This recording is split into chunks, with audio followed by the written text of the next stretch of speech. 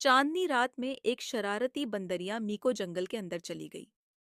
उसने सुना था कि वहां एक भूतिया पेड़ का घर है जिसके पास कोई नहीं जाता।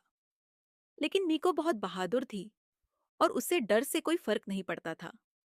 जैसे ही वह पेड़ के घर के पास पहुंची, अजीब आवाजें आने लगीं, जैसे किसी की हंसी और गुर्राहट की आवाजें मिल रही हों। लेकिन मीको आगे बढ़ती गई क्योंकि उसे डर से ज्यादा मजा आ रहा था। मीको एक बड़े और टेढ़े पेड़ के सामने रुकी जिसके तने में एक दरवाजा था। अचानक पेड़ बोला, कौन है जो मेरे घर आ रहा है?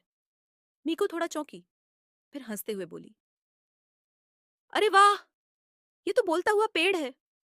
उसने हंसते हंसते दरवाजे पर दस्तक दी, जैसे वह किसी पुराने दोस्त से मिलने आई हो। दरवाजा खुलते ही मीको अंदर गई और देखा कि वहां भूतों की एक पार्टी चल रही थी। सारे भूत बहुत मस्ती कर रहे थे। कोई डरावना नहीं था, बल्कि सभी मजेदार लग रहे थे। मीको भी उनके साथ नाचने लगी और एक भूत ने उसे तैरता हुआ कपकेक दे दिया। मीको ने कपकेक लिया और हंसते हुए सबके साथ मस्ती करने लगी। एक भूत ने मीको को पेड़ पर शरारत करने की चुनौती दी।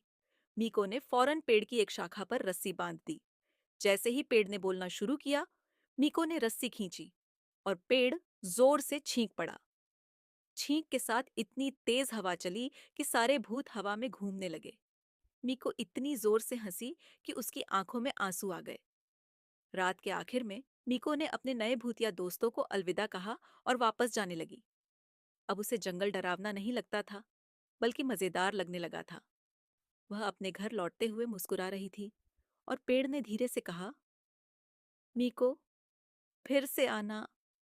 मीको ने हंसते हुए हाथ हिलाया और चल पड़ी, अगली शरारत के लिए तैयार।